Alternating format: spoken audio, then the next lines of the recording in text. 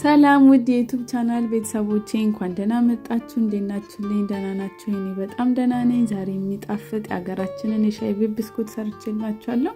እንደምትወዱት ተስፋ አደርጋለሁ። ወደ አሰራሩ እንሂድ። በመጀመሪያ አንድ የሾርባ ማንኪያ እርሾ እናደርጋለን።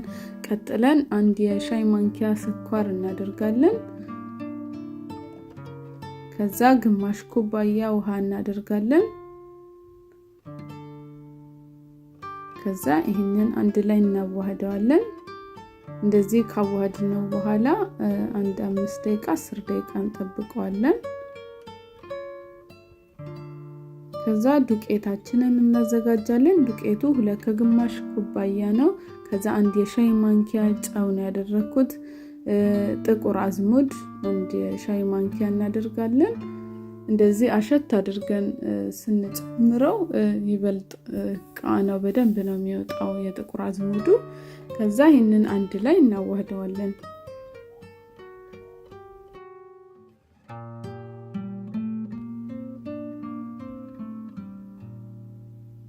ከዛ ዱቄቱን ጨውንና ጥቁር አዝሙዱን ከቀላቀልን በኋላ እርሾአችን እንደዚህ ኩፍ ሲልልን እንጨምረዋለን። በደንብ ኩፍ ብሏል። ከሱካር ጋር አድርገን እርሾን ስናስቀምጠው በጣም በፍጥነት ነው ኩፍ የሚለው። ከዛ ይሄንን ካደረግን በኋላ ቀጥለን የምንጨምረው ዘይት ነው። የአትክልት ዘይት፣ ኖርማል ዘይት ሩብ ኩባያ ዘይት ነው ያደረኩት። ከዛ ይሄንን አንድ ላይ እናዋህደዋለን።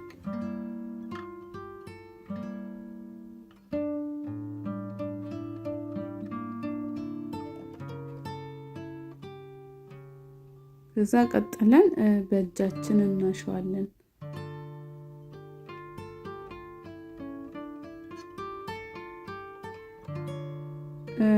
ቅድም ግማሽ ኩባያ ውሃ ጨምረናል። ሌላ ደግሞ ሩብ ውሃ እናዘጋጅና ሩብ ኩባያ እንደዚህ ትንሽ ትንሽ በመሃል እየጨመርን ደረቅ ያለ ሊጥ ነው የምናቦካው። እንደዚህ እየጨመርን ሽት አድርገን እናቦካዋለን።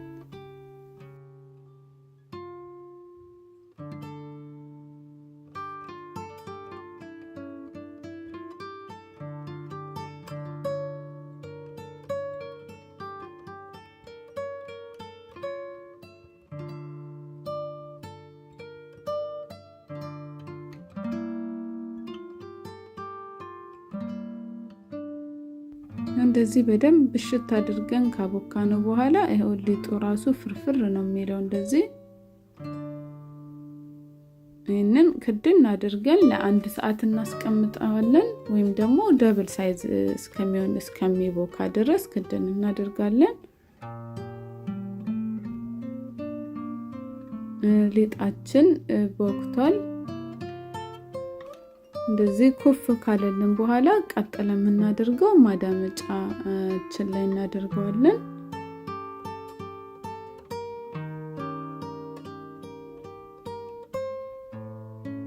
ከዛ ይሄንን በስሱ እናዳምጠዋለን።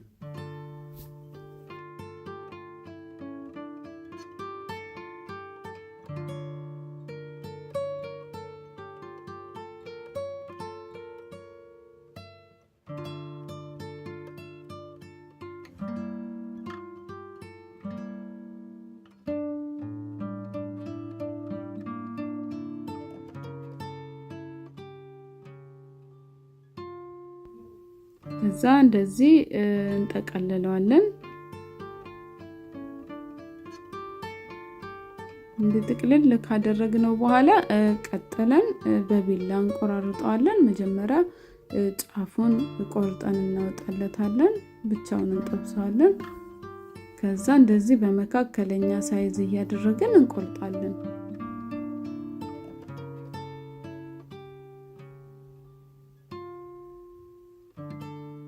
ከዛ በኋላ ስንጥቅጥቅ እንዲል ሲጠበስ እንደዚህ ቁርጥርጥ እናደርገዋለን። ሳል ባለ ቢላ ወይም ደግሞ ምላጭ መጠቀም እንችላለን። ከዛ በዚህ በኩልም ትንሽ ቆረጥ እናደርገዋለን። በዚህ ሰዓት ዘይታችንን አሙቀን ማዘጋጀት አለብን። እንደዚህ ካዘጋጀነው በኋላ ቁጭ ማለት የለበትም፣ ወዲያው ነው መጥበስ ያለብን።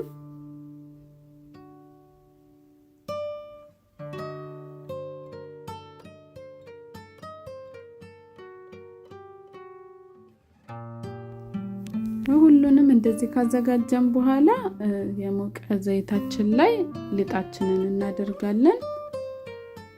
ዘይቱ በጣም ከጋለ ልክ ሊጡን እንደከተታችሁት ቶሎ ቀይ ይሆንና ከዛ ውስጡም በደንብ አይበስልም፣ ሊጥ ነገር ይሆናል። ሲቀጥል ደግሞ ውጭው ቀይ ሆኖ ነገር ግን ለዘዝ ያለ ቁጭ ሲል በተለይ ወዲያው ካልበላችሁት እየለዘዘ የሚመጣ ብስኩት ነው እንጂ ከሽ ወይም ፍርክስ የሚለው ብስኩት አይሆንም። ስለዚህ መጀመሪያ በመካከለኛ ሙቀት ላይ እንደዚህ ቶሎ ቶሎ እያገላበጠን እናበስላለን።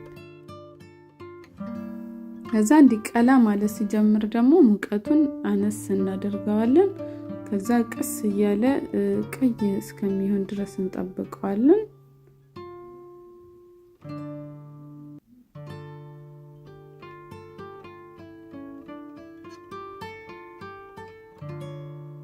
ዝም ብዬ ቶሎ ቶሎ አይደለም ያገላበጥኩትኝ፣ ያው በመሃል ሳገላብጠው ብቻ ነው የቀረጽኩት ቪዲዮ ረጅም እንዳይሆን።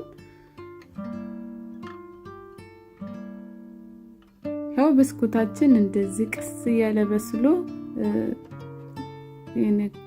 ከሽ የሚለው ወይም ድርቅ ያለው ላይ ደርሷል። ከዛ እናወጣዋለን።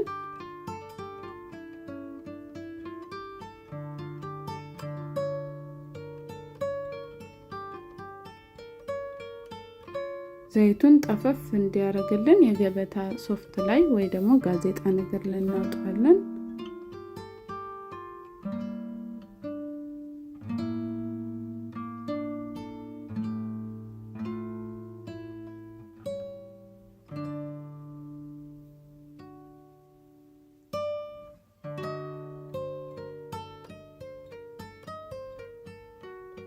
ብስኩታችን እንደዚህ ቆንጆ ሆኖ ደርሶልናል። ሁላችንም ኢትዮጵያዊ ከሆነን የሻይ ቤቱን ብስኩት በጣም ነው የምንወደው። በተለይ ውጭ ስንሆን ደግሞ ስለማናገኘው በጣም ነው የሚያምረን። እኔ ይሄንን ለመስራት ብዙ ጊዜ ደጋግሜ እንዴት ቢሰሩት ነው እንደዚህ የሚመጣላቸው ብዬ ከሞከርኩት በኋላ ነው የመጣልኝና በጣም ነው የሚጣፍጠው። እናንተም ቤታችሁ ሰርታችሁ እንደምትሞክሩት እርግጠኛ ነኝ። ያው እንደምታዩት ፍርክስ ነው ያለው፣ ውስጡም በደንብ ነው የበሰለው። ትኩሱም ደስ ይላል። ቀዝቅዞ ራሱ እንትን አይልም፣ ልዝዝ አይልም፣ ቀስ እያለ ስለበሰለ ማለት ነው። እንግዲህ ለዩቲዩብ ቻናሌ አዲስ ከሆናችሁ ሰብስክራይብ ማድረጋችሁን አትርሱ። ስለተከታተላችሁን ከልብ አመሰግናለሁ። በሌላ ቪዲዮ ስራ እስከምንገናኝ ቻው።